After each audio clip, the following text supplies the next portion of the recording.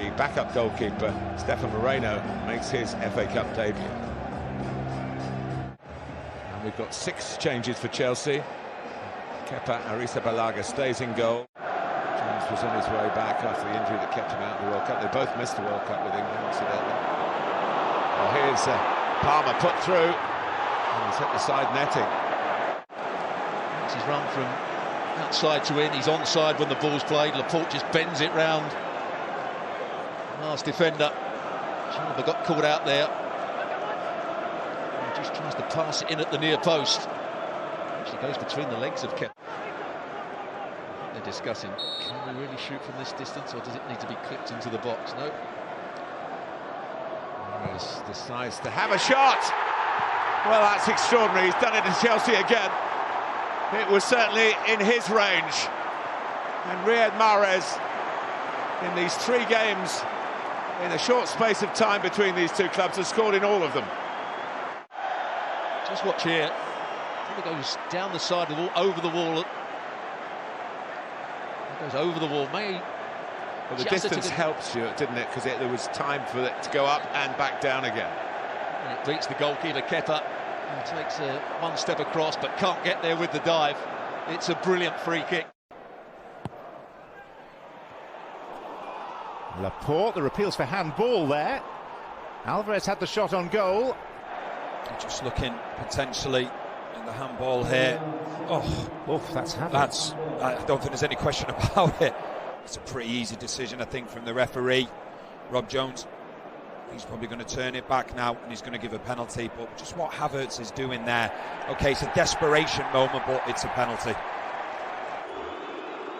Half an hour into his first start since that World Cup triumph, Julian Alvarez makes it 2-0 with a less than convincing penalty that Kepa very nearly kept out. And he goes the right way, and he'd be disappointed that he wasn't able to save it, because he gets there, but he just can't get a strong enough right hand on it to keep it out of the back of the net.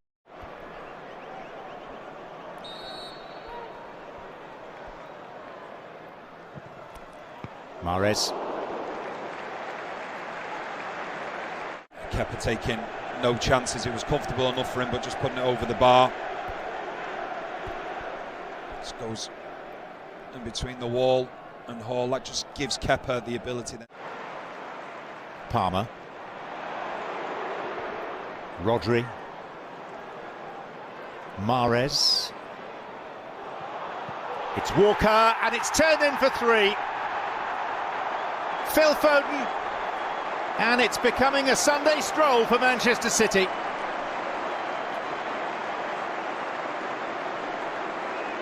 From start to finish, they start on the left-hand side, they drag all the Chelsea players over, and when they win the ball back, they then look to switch it really quickly. They create the overload on the right-hand side. You can see Mahrez asking for the ball, and just out of your picture, you'll see Walker's going to come into it at the moment, and he has a 2v1 against Hall, and it's just a brilliant team goal. Talk about the interchanging of the front 3. Well, this time it's Foden that goes into that centre-forward position in the right place at the right time, but it's all about Manchester City being patient down one side of the pitch, dragging all the Chelsea team over, and then switching the play and getting a 2v1 down the right-hand side. And it's great play from Walker on the overlap, and a composed finish from Foden as well. And as you said, this could very much get... Mount. Foul by Rodri, and this is going to be the first yellow card of this tie.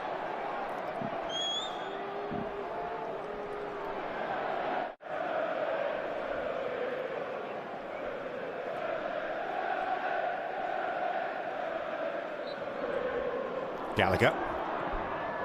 And that was Mount. And it's a rare salvo at the Manchester City goal from Chelsea. It's just a quick free kick from Chelsea. Gomez, you just see he's aware to it. He just takes the sting in the direction away, as though it was originally heading on target. Just see Ortega, he doesn't get the slightest touches on it, goes behind for a corner. Again, Riyad Mahrez. Hoisted for Cancelo, who was immediately clattered into by Gallagher.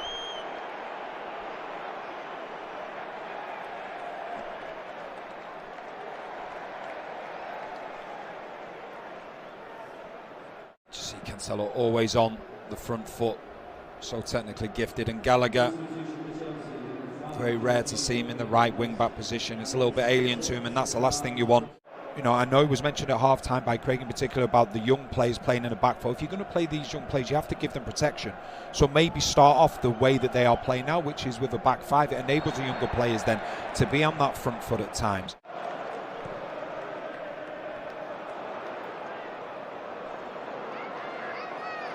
Mahrez takes aim and doesn't miss by very much at all.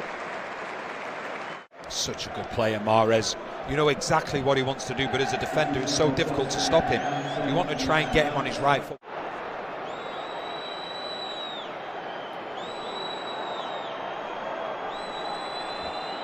Hutchinson.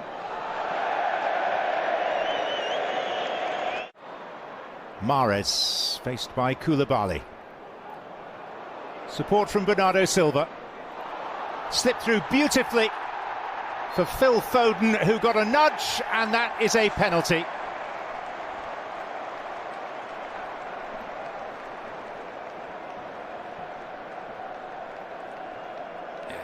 I do think it's a very soft penalty.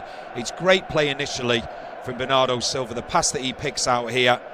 But then what Foden does, he just gets his body in the way, and Koulibaly, he tries to get across. He's not going to win that ball, but it's that second touch that just takes him away from Koulibaly. And then just looking at the replays, it's clumsy from Koulibaly. There's no way he's going to win the ball. He's going across it with his left foot, but it's all about Foden's second touch that just takes the ball away from Koulibaly and puts his body in the way. And when you see that replay again, the more you see it, the more it is a penalty. Well, Alvarez has scored once from the spot. He has possibly been usurped here by Riyad Mahrez to take this, which is interesting because Mahrez has been the least reliable of Manchester City's many penalty takers. He's had his last two saved. Maybe this is a chance to restore some confidence from the spot. If Erling Haaland was out there, he would of course be taking it. But he's not. So this is Mahrez with a restorative spot kick from his point of view, and a damaging one, a deeply damaging one for Chelsea.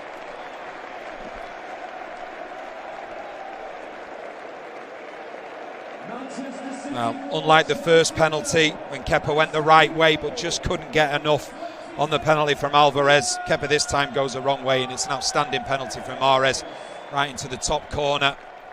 Just see here, knows exactly where he wants to put it. The keeper, Kepa, he's expecting being left-footed. He's going to go to his left, but it's not, goes the other way. It's an outstanding penalty, and Manchester City have now scored 4 goals without their main man Haaland even entering.